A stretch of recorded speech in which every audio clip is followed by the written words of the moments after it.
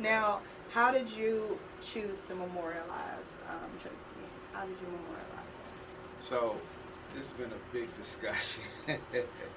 So Traci and I we had conversations, Mm-hmm. you know, that went in so many directions. Right. So, you know, one, it could be, I'm not here yet, doing this process. Right.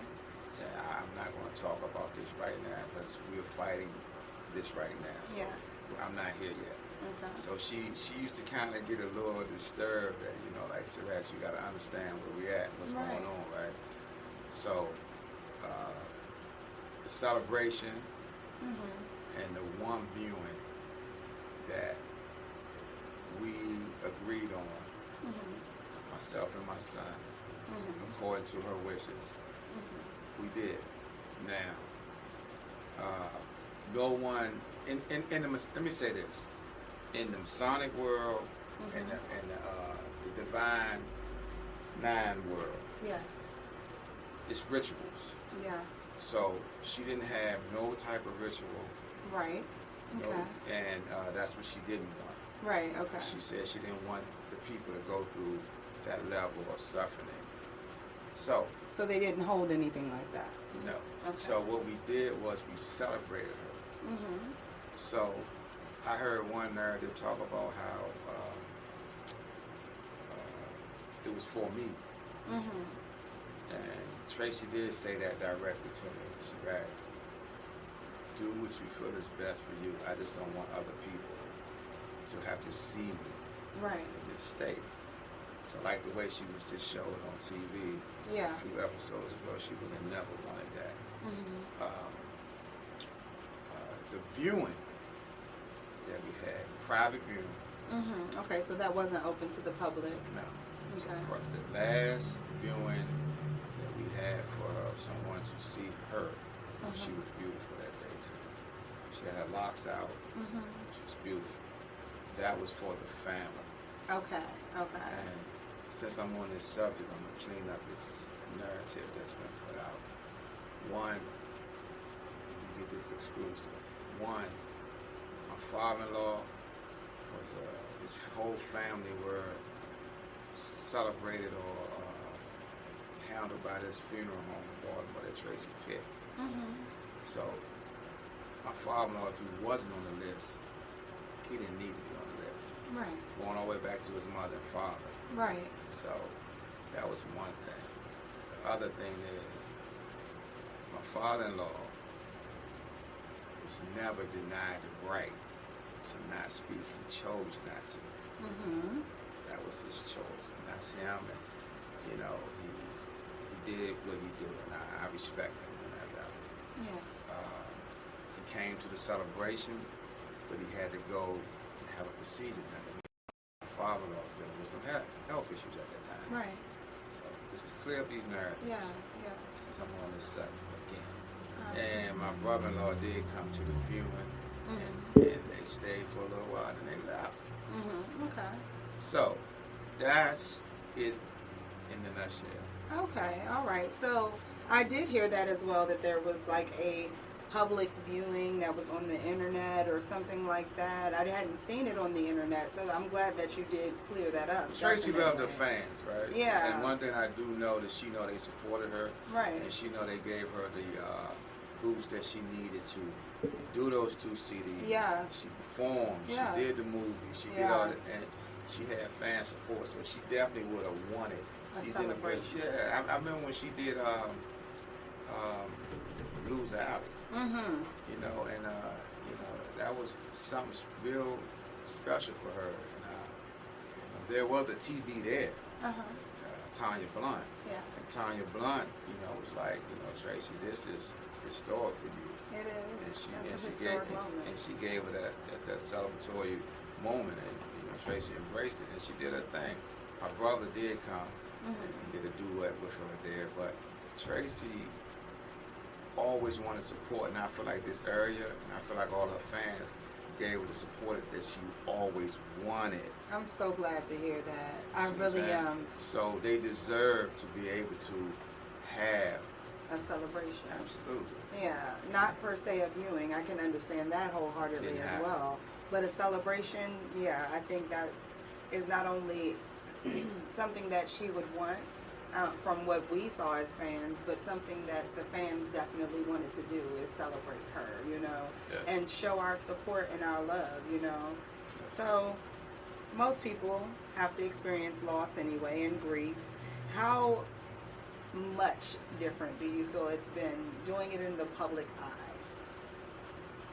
That's what you mean. Say that again. Do you feel like your grief, your experience is being magnified because you're in the public eye? It's like you have this reality TV show that people are talking about. It's a constant topic, and everybody experiences grief and loss, but generally speaking, we don't have to do it in front of everybody else. I tell people, my friends, this, and I get joked on about this a lot. Some of my guys call me Holly Rat. Call you what? Holly Rat. Holly Rat. I'm not talking about the Holly Davidson. Yeah. I'm talking about the Hollywood. So yeah.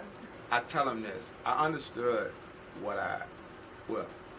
I came to understand what I signed up for. Right? Okay. I didn't totally understand what I was signing up for. Yeah. But as we went through all our ups and downs and valleys and peaks and just everything, I came to understand that, okay, Kevin, you signed up for this, brother. Mm-hmm. So you have to make sure that you balance it. Right. Good, bad, or indifferent. Right.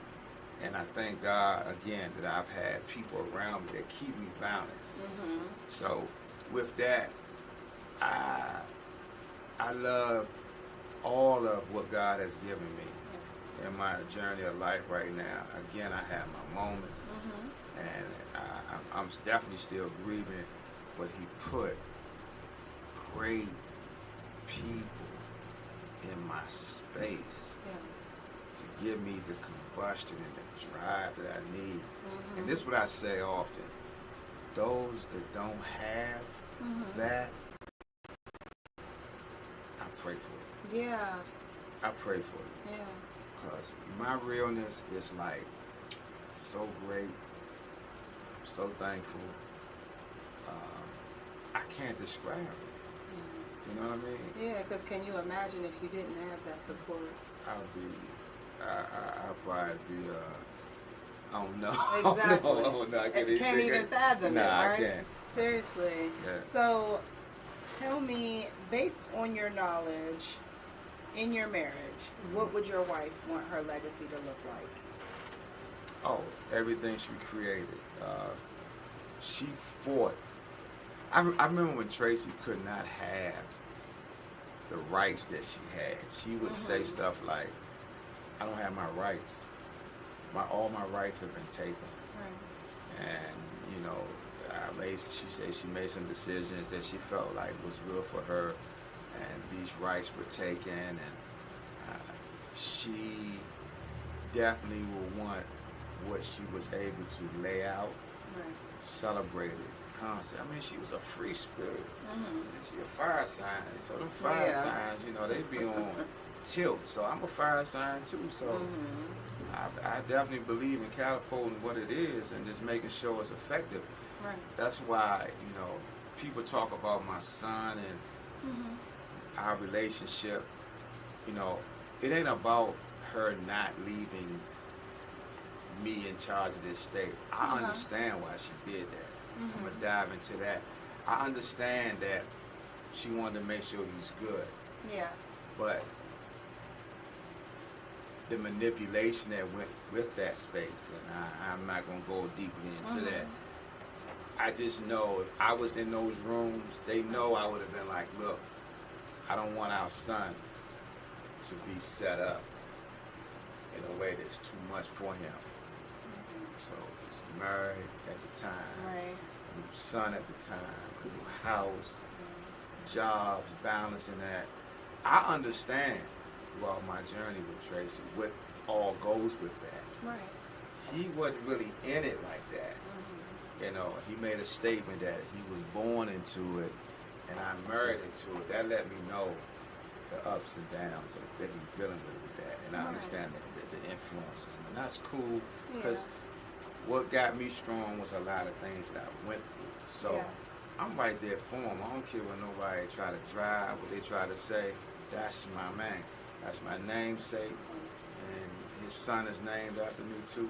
So I would be absolutely crazy to not support this situation. I know Traci would want it. So I say all that to say that, I really feel like we're going to get things in order, and her legacy is going to shine exactly the way she wanted to shine because I know her.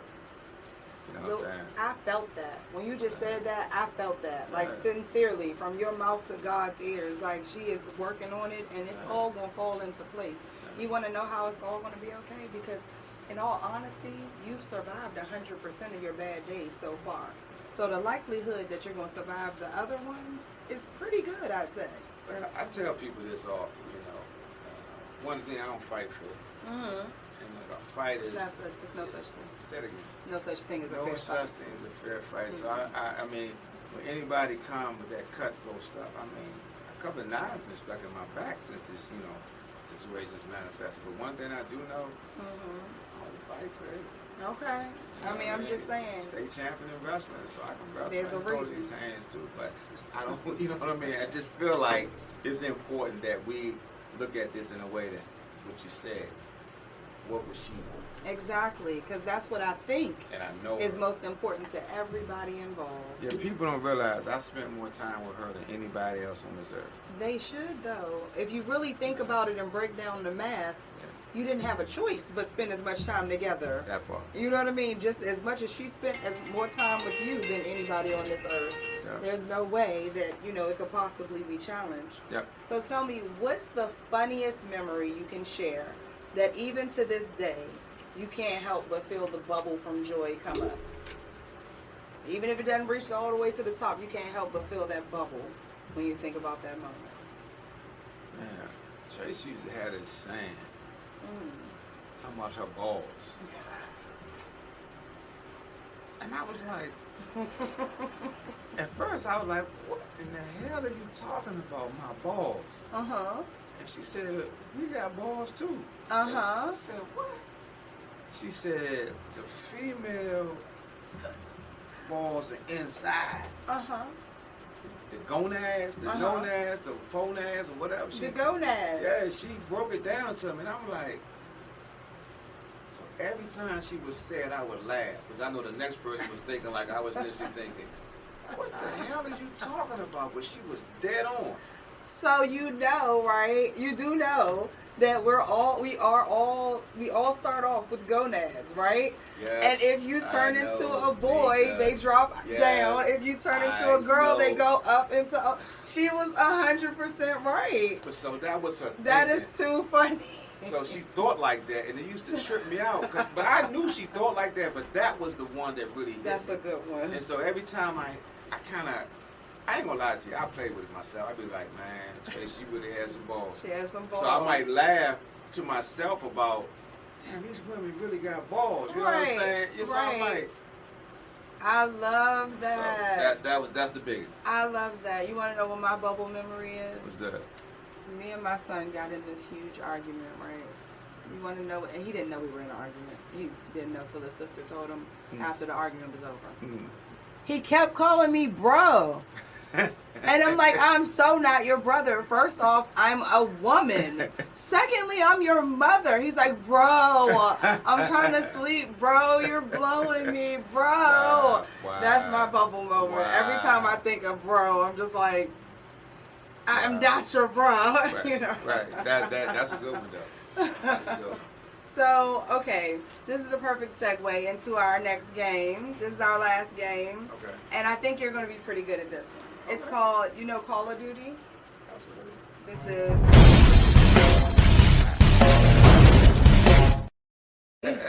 So it's daddy duty. Okay. So I have some little questions, some scenarios I need advising on as a dad, okay?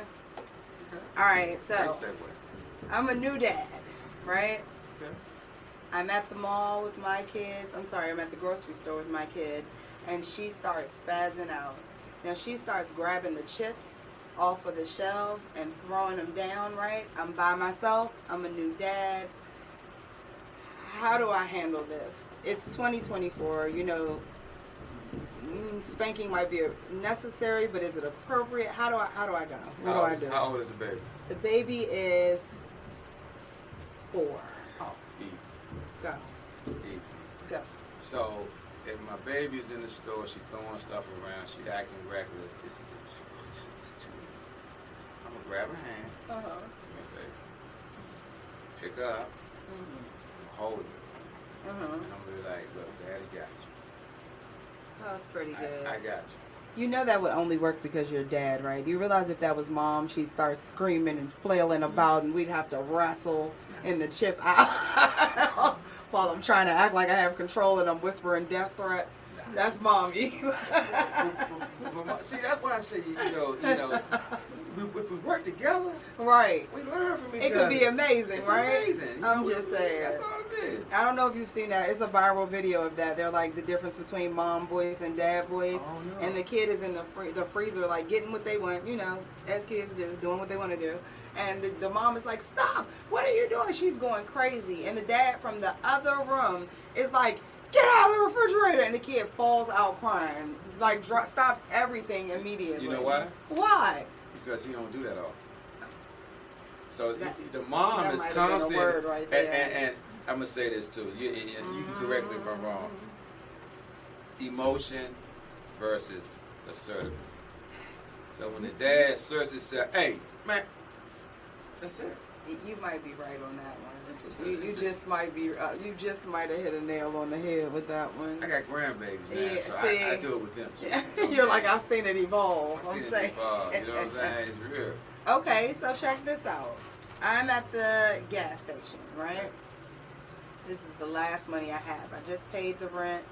I'm trying to use my card. This is the card I paid the rent and everything with, right? Trying to use my card to get my gas. I know I have gas money on here and grocery money. The card gets declined. Okay. As I pull up my account balance, I now see I'm the proud owner of all of the Roblox bucks that there are in existence. What do I do?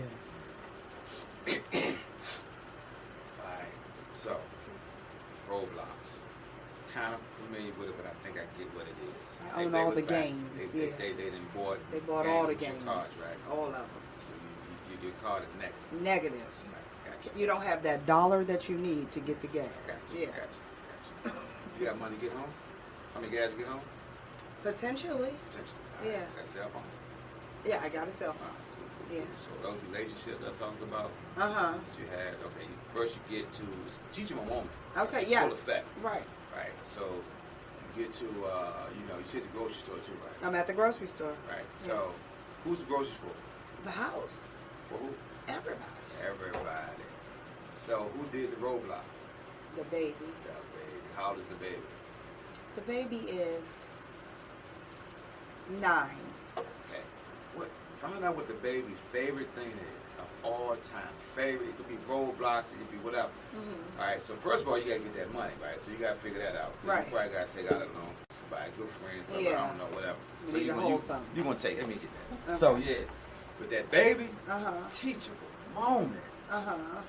You shut down everything that you can shut down, even the kibbles and bits. Uh-huh. When y'all sit at the table and y'all eating, get that baby corner. Uh-huh. Everybody else getting meals. Okay. If All it's- right. I mean, you Yeah. teach them. For how long? How many? You said it was 9 Roblox? No, the baby's 9. It was all the Roblox. All How they could, many? all of it. Just everything they ever made, the stuff they coming out with next week. It's some. They got some. What's that a thing week's everybody worth? like? Game, the Orange Crush, whatever. Like a week's worth? of stuff that they. Yeah, I'm just saying. Yeah, let's say that. Yeah. Definitely getting 7 to 14 days. Your sentence is 7 to 14 days. Okay. 7. Your That's sentence. Yeah, it's serious. I like that. You build Teachable off of that moment. teachable moment. You ain't Yeah. gotta whoop them. Yeah. See, this current generation, you kind of remove things. Yeah. You know, games and this and that, and then you teach them. Mhm. Talk to them. Hey, look, this was happening. Right. It is what it is. Favorite shoes, take them. I think people forget that in this day and age, they have so much to take from, whereas the reason that you had to spank us is because what were you going to do? That's right. Keep us from going outside? That's about right. it. There That's weren't right. really many things to take. I'm taking. I like that. Okay, how about this one? So, my child is 14. I get a call home from school. It's we're in the second week. Is this the first week of school? We're in the first week of school. It's the second day. And they said my child was in the bathroom smoking weed. They didn't see him, but they were in the bathroom smoking weed. They admitted people were in there smoking weed. They didn't search them, but if they searched them, they said it was going to be federal charges. So we got to remember, that's part of the lesson here, right? What do I do? The child didn't get home yet. Now, when they get home, what do I do? So, there's couple scenarios that popped in my head. My aunt, who's also my bishop, she caught my cousin smoking weed the same age, but long time ago. Right? Before it was all becoming legal everywhere. Right. And she made my cousin smoke and smoke and smoke until she couldn't smoke no more. And that's old teaching. Did it work? Yeah. Okay. From what I understand. Okay. So the new teacher. Uh-huh. New teacher. So this individual, I heard you say from my federal guidelines. Yeah, like if they search the kid, if they search one kid and it's like weed on that kid, all the kids get charged. Right. So I'm taking them to one of these jails. Okay. So I got relationships with these institutions in this area. So I took my son, for example, up to Boys Village up off of Surratt Road. Took him up there. Show them kind of what you could be signing up for. Hey, my man. Take my son. How long did he stay? He didn't stay long. He stayed long enough. Long enough. It made the impact. I mean, this is what you're gonna get. I like that. This is, you know what I mean? You gotta. I hate to say it. Sometimes you gotta take extreme measures. Yeah. You gotta look at yourself too, in reference to what you. I was a dean in the school for 8 years. Right. So I worked in schools and detention centers and residential all throughout. And one thing about it is, I used to tell parents, you have to take and capture those teachable moments. Yeah. Because if you just let it fall, you yell and scream and you go, no, teach them. Yeah. Stretch it. Yeah. You ain't got to whoop them. Yeah. Because it's this right here. So, just capture it. And that's one thing I would do. It's just one of them situations. You're in school to learn, not to smoke. Right. So take them to one of the places that's going to embrace the smoke. I like that. I like that. So who was Little Kevin before there was a Little Kevin Jr.? Who was Little Kevin? Little Kevin was shy. Kid was homeschooled because he had juvenile rheumatoid arthritis. I'm talking about you. Oh, you talking about Kevin, Little Kevin? Who was Little Kevin? Oh, Before man. there was a Little Kevin Jr. Yeah. See, Who was Little Kevin? Yeah. I was shy, Okay. but I had a lot of friends always, and I would go out, this week going outside, and we moved a lot, so I had to make friends, and so my friends were made in school. So I did a lot of things, from being a patrol to on the bus when I was riding the bus to my first part of elementary school. I had a bodyguard, the one my aunt made smoke, so she would whoop everybody in school. So I ain't had that problem in school. Then when I went to school by myself, I just got involved in a lot of stuff. I ran track, I wrestled, I was really involved in the yearbooks, staff, but I got in a lot of trouble.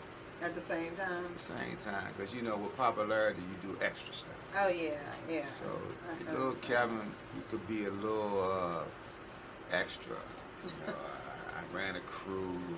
By the time I was 15, 16, I had a good following, about 20, 15 dudes.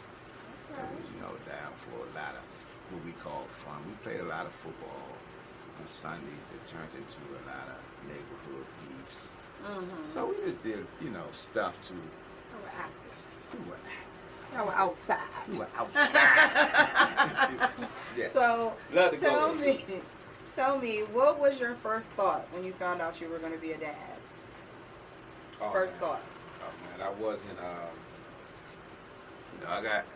I was married before. Let me say that. Okay. So okay. my younger days, I was 16 when I found out about a first child, and I wasn't there. I wasn't even in a relationship with an individual. It wasn't another relationship. So I think I'm big hat back then. So I didn't follow suit like I should. Then finally I got it. And when I saw my daughter come into this world, that's what really got my attention. That's when it hit. That's when it hit. So what if you could name that emotion, what would you call that emotion? I can't name it. But what would you name that emotion when you see that kid for the first time that you made? What would I call that emotion? I became very caring for life. It's like it unlocked it. It unlocked the appreciation of life. I like that. Yeah. That's amazing. Yeah. Okay, so what about your son, besides his name, is undeniably all you?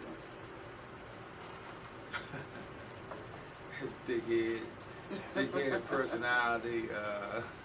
Don't you love that? I do. I mean, I actually do love it. He's learning a lot at the age I was at about life. He's How old is he? Kevin is 28. Okay, and that's a pivotal age, as we all know. It really is. Yeah, and then he's dealing with a lot at this time, at the same time, that some of us have never experienced. For instance, you know what I mean? You've never experienced it. I've never experienced it either, so I couldn't imagine. And I've lost a child, but guess what? I knew a life before I had a child. As heartbreaking as it is to lose a piece of me, he's never known life before her. Like that he was with her before he met you even. You know what I mean? So that's like a loss that to me is something that's just unfathomable, and It is. Yeah. So it's a hard pill to swallow. Yeah, it is. Yeah. So tell me, as you all are, with you being so close to your mom, how are you maneuvering you all's relationship, you and your son's relationship, in this new space that he's in? What are some of the concerted things that you're doing to try to fortify that, or that you want to try to do to fortify it? One thing, take it slow.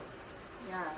And allow him to really process this new direction in his life. And to try to be supportive. I sent him a lot of inspirational things in reference to father's love, son's love. Yeah.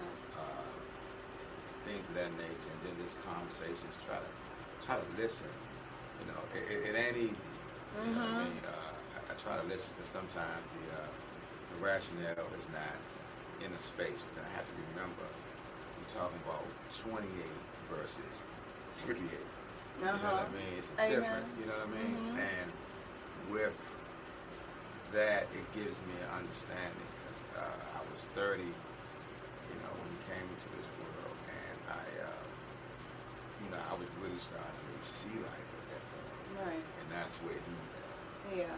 So I put myself in his shoes with all that he's managing and really embracing. He lost his mother, his wife. Yeah. And his son. It's an L in that situation to a degree, but it's an opportunity too. Right. Seriously. But I just really try to be supportive as much as I can. And again, it's not easy. Yeah. I wouldn't wish this on nobody because it's a very complicated time in our life. I even look at my daughters and the fact that, I lost my son, but I've never lost a brother. You know what I'm saying? Remember I was saying earlier how, we all experience, we all can experience that same loss, that same person leaving, but the loss we feel is completely different. Right. And so it automatically creates a situation where you can feel very lonely, very alone, And so I think it's really important that you are, like you said, cognizant of that. you're not in the same position and you have to kind of step outside yourself for his moments, but still tend to yourself. Because my biggest thing is about self-love. And if you don't love yourself, you can't love anybody else, including your kid, you know? Which is crazy, of course, because as I say every episode, God told us, love your neighbor as yourself. But he didn't feel like he had to tell you to love yourself. Like he thought that was a given. I thought y'all had that. You know what I mean? Very good point. You know, like, because you're made in my image. So why would I not want you to love yourself? I want you to love me, you know? Wow, that's what's up. So what's your proudest daddy moment that you can share with, you know, not just with little Kevin? Seeing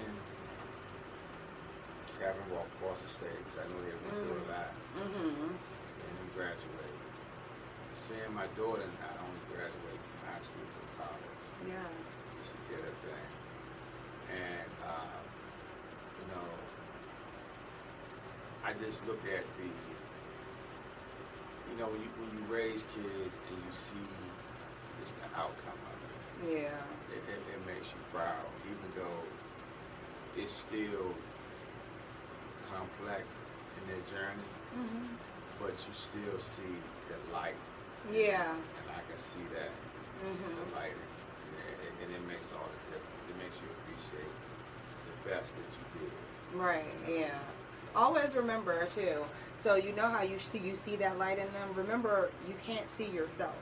You know you'll never see yourself. You'll only see pictures or reflections of yourself. You will never see yourself, though. So other people see you much better, believe it or not, oftentimes. What you're reflecting is, you know what I mean, is less intentional than you realize a lot of times. So you have to make sure you remind them of that light that you see in them, you know? Like telling the son, good job, you're doing that thing. You know what I'm saying? I mean, it's going to shine regardless. But with people, you might need a little extra pat on the back. I like that. So tell me, what's the biggest parenting challenge you faced? I would say parents being on the same page, working together. I felt like, you know, Traci was a nourisher, you know, and rightfully so. I understand. I feel like that's definitely the position. But working together to make sure the outcome is as well as it can be. Right. That was one, I think, the biggest challenges for me as a parent, is just working together.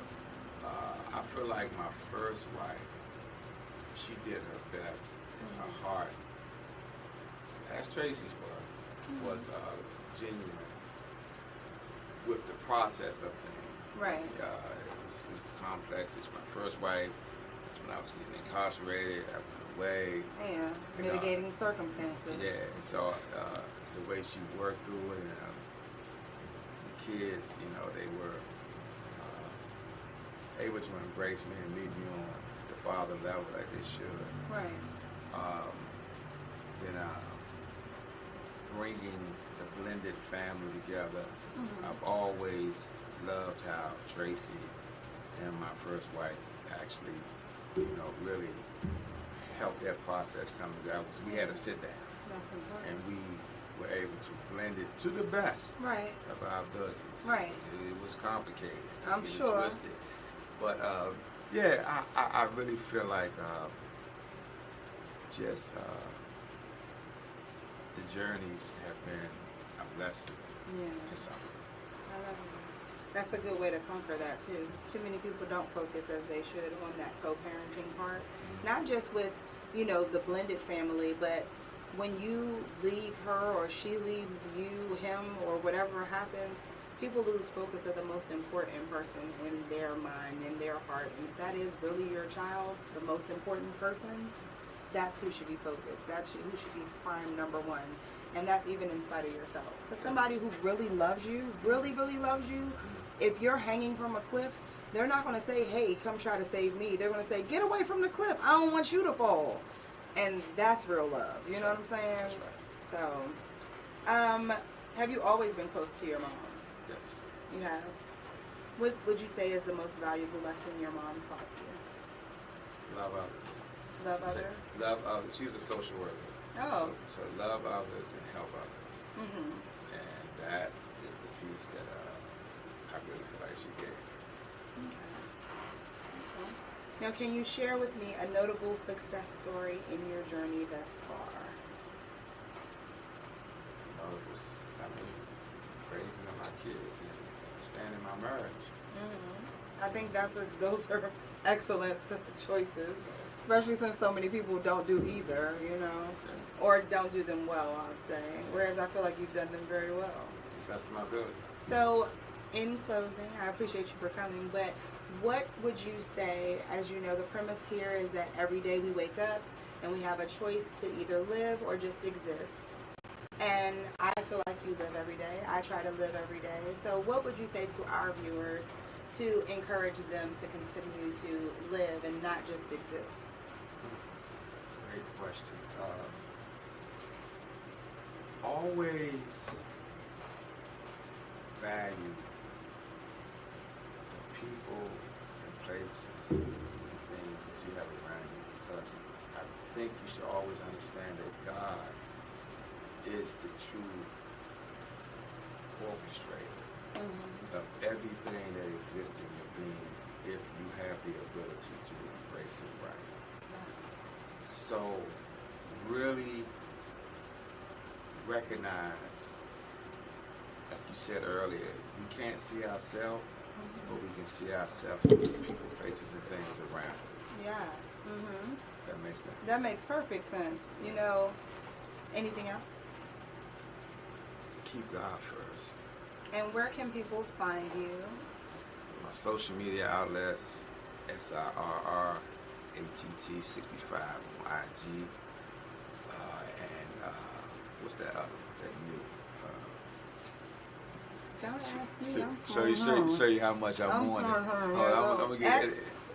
Yeah, well now X is just 65. Just remember all the outlets are SirRatt, and that'll take you to everything. Then I have one page on Facebook that's Kevin Sr. L. Surratt. That's another one of my Facebook pages. I think I got like 3 of them.